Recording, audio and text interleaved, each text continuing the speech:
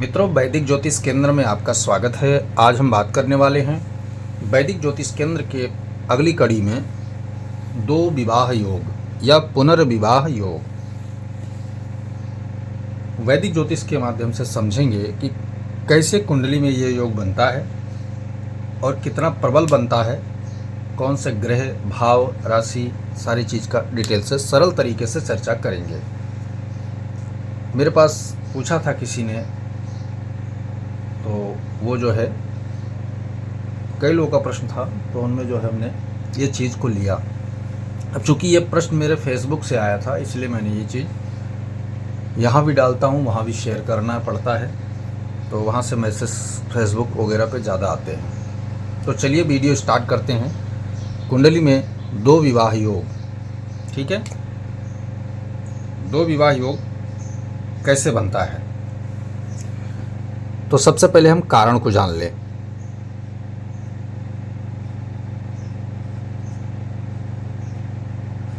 कारण क्या है दो विवाह योग बनने का?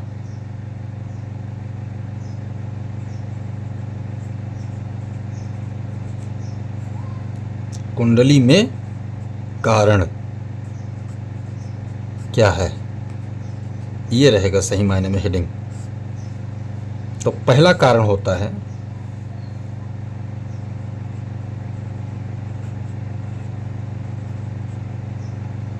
सप्तमेश का खराब होना।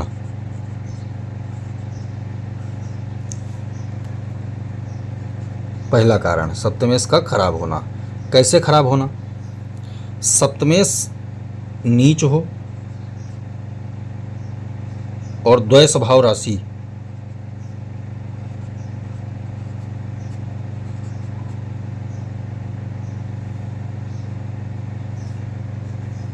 नीच हो और द्वय स्वभाव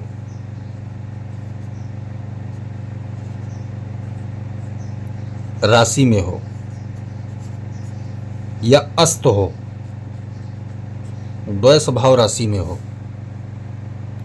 ठीक है। नीच हो, अस्त हो और द्वय स्वभाव राशि में हो, तब ये योग कुंडली में सप्तमेश के कारण बनता है, ठीक है। सप्तमेश के कारण बनता है। दूसरा है इसी में सप्तम भाव पर या में, यानी सप्तम भाव पर या सप्तम भाव में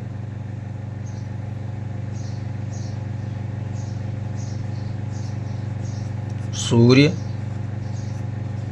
बुध,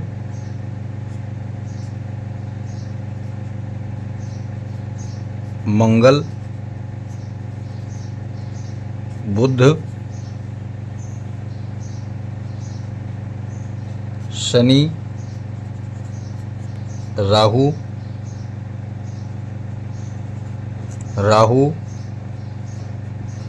शुक्र,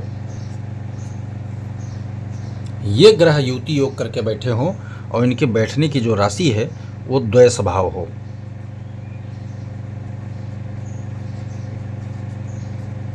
ठीक है। तब ये दूसरे तरीके से पुनर्विवाह या द्विविवाह योग बनेगा। ये दो कंडीशन आपको मैंने महत्वपूर्ण चीज़ें बताई। अगला कंडीशन क्या है? तीसरा कंडीशन है दृष्टि राहु, केतु, मंगल, शनि, इनकी दृष्टियां जो है खराब होकर पड़े तो द्विविवाह योग बनता है। अब ये द्विविवाह योग डायरेक्टली बन जाता है, इसके पीछे ये कोई लॉजिक नहीं है। लॉजिक ये है कि पहले विवाह को ये लोग नष्ट करेंगे, पहले संयोग को नष्ट करेंगे, तभी दूसरा विवाह योग बनेगा, जिसको पुनर्विवाह भी कर सकते हैं। द्विविवाह योग कुंडली में स्थापित हो जाता है, ठीक है। यहाँ ये लॉजिक जो है, सूत्र जो है, ये काम किया मित्रों। अगला कारण अगर हम निकालेंगे वो क्या है? शुक्र, गुरु खराब होकर द्वय स्वभाव राशि में हो, ठीक है, राशि में हो, द्वय स्वभाव राशि में हो और राहु केतु की दृष्टि में हो, राहु केतु की दृष्टि में हो, तब ये विवाद के कारण पहला रिश्ता खराब होगा तो दूसरा विवाह योग बनेगा। यहां तक बात समझ में पूरी तरह आ गई होगी आपके। अगर शुक्र खराब होता है, गुरु खराब होता है, शुक्र खराब होगा तो पुरुष वर्ग और गुरु खराब हुआ तो स्त्री जातक, ठीक है, ये समझ में आपके आ गया होगा। अगला सूत्र है नवांश।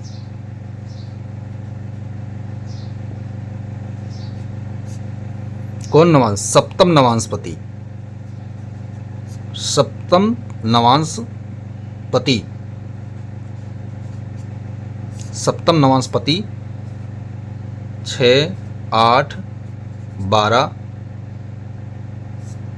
6, 8, 12 राशि में बैठा हो, द्वय स्वभाव में हो, ठीक है, द्वय स्वभाव में हो, अशुभ योग में हो, अशुभ योग में हो, तब द्विविवाह योग बनेगा, पुनर्विवाह योग आपकी कुंडली में स्थापित होगा। ठीक है, ये 5 महत्वपूर्ण कारण मैंने आपको लिख के बताया। अब इसकी चर्चा मैं कुंडली में आपको करके बता देता हूँ। अप्लाई कैसे होगा ये जान लेते हो। पहला कारण है सप्तमेश का खराब होना। सप्तमेश इस कुंडली में कौन है? मंगल है। ये खराब कैसे होगा? यहाँ पर आ जाए नीच का हो जाए, मंगल यहाँ पर आ जाए नीच का हो गया, ठीक है, नीच का हो गया, नीच का हो गया ना, या फिर यहाँ पर आ जाए मंगल, तो मंगल पहले से मार्केश की अवस्था में है और यहाँ दूसरे मार्केश की राशि द्वय स्वभाव राशि होती है मिथुन की, यहाँ आकर बैठ जाएगा, तो ये द्वय विवाह योग यहाँ दोनों राशियों में खड़ा कर देगा वो।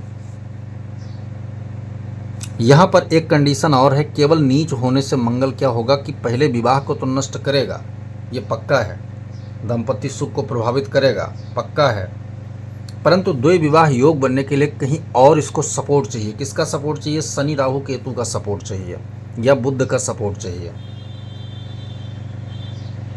तो ये 2 स्थितियां मैंने आपको बताया कि सप्तम खराब हो जाए, ठीक है, या राहु के साथ युति करके बैठ जाए, शनि के साथ युति करके बैठ जाए, केतु के साथ युति करके बैठ जाए, तब ये स्थितियां गुजरेंगी। ठीक है, अस्त होके भी बैठ जाएगा और द्वय स्वभाव राशि में हो तब भी ये लागू होगा नियम। ठीक है, सप्तम में अगर सूर्य बुध, मंगल बुध, शनि राहु, शुक्र राहु अगर सप्तम भाव में जो है यहाँ पर ये युति, ये वाली युति अगर जो है ना यहाँ सप्तम भाव में दिखाई देती है, तो यहाँ पर क्या होगा, जैसे सूर्य बुद्ध की युति तो बुध यहाँ पर क्या हुआ, शत्रु राशि में आ गया। ठीक है, मंगल बुद्ध की युति है तो मंगल भले ही स्वराशि का हो, बुध यहाँ शत्रु राशि में है। ठीक है, शनि राहु की युति हो, दोनों ग्रह जो है शत्रु राशि में होंगे, राहु शुक्र की हो, दोनों ग्रह सम राशि में होंगे। ठीक है, इन स्थितियों में क्या हुआ, सप्तम भाव के बल को बिगाड़ दिया, तो प्रथम स्थिति जो है नकारात्मकता में चली जाएगी और दूसरा योग बनने का तैयार हो जाएगा। तीसरे वाले में देखेंगे दृष्टि, राहु केतु मंगल शनि खराब होकर आ गए। सप्तम भाव में कोई ग्रह है या नहीं इसका डिपेंड बाद में, पहले इसके ऊपर जो दृष्टि पड़ रही है वो जानना जरूरी है। अगर किसी नीच राशि वाले ग्रह की दृष्टि जा रही है, अशुभ योग वाले ग्रह की दृष्टि जा रही है, या सूर्य बुद्ध की युति यहाँ हो रही है, मंगल बुद्ध की युति यहाँ हो रही है, शनि राहु केतु की युति यहाँ हो रही है, ठीक है ना, यहाँ से दृष्टि सप्तम दृष्टि पूर्ण दृष्टि डाल रहे हैं, ठीक है ना, या जिन ग्रहों के पास जो दृष्टियाँ, जैसे शनि के पास 3, 7, 10 दृष्टियाँ होती हैं, उनकी दृष्टि अगर यहाँ पड़ रही है, ठीक है, तो ये सारी स्थितियाँ जो है दृष्टिगत जो है खराब करेंगी, द्वय विवाह योग बनाएंगे। चौथा जो नंबर है, शुक्र गुरु खराब होकर द्वय स्वभाव में पड़े हों। अब गुरु खराब होगा तो द्वय स्वभाव में कैसे, मिथुन राशि में जाके बैठेगा तो शत्रु राशि द्वय स्वभाव में चला गया। ठीक है, लेकिन कारक स्त्री जातक का, विवाह का कारक गुरु माना जाता है, और अगर सप्तम से या लगन भाव से लिंक भी अगर हुआ तब तो द्वय विवाह योग 100% बना के रख देगा वो। शुक्र इसी प्रकार है, ठीक है, शुक्र ग्रह इसी प्रकार के है